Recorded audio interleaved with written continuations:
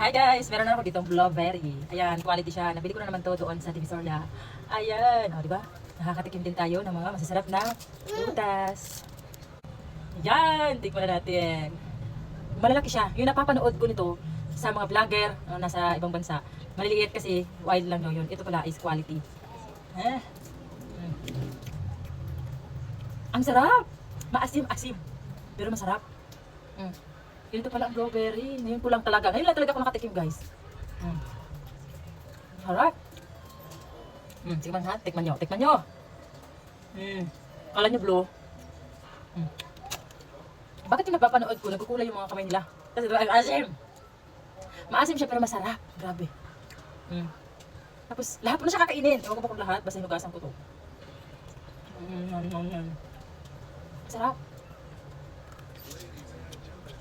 May iba, maasim. May iba naman, may matamis-tamis.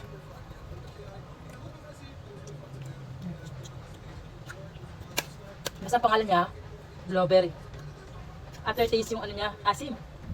Nawawala tuloy yung mata ko. Ayun. Doon ko to nabili sa Divisoria. Malapit lang kasi ako dito sa Divisoria, guys. Akala nyo ba malayo ako sa Divisoria? Hindi. 13 pesos lang pamasahe papunta doon sa Divisoria. Kaya nandito ako. Kaya pumupunta ako doon. Mas malapit lang. Lalo na yung Quiapo. Ganoon din yung pamasahe niya.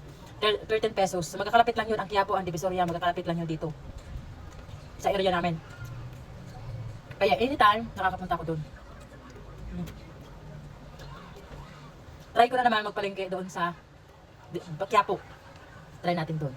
Kasi meron din ako nakita doon ng mga kakaiba. Pero mas mura talaga sa Divisoria.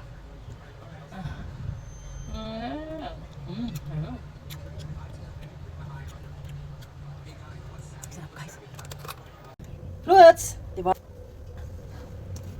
Ang sarap niya, guys.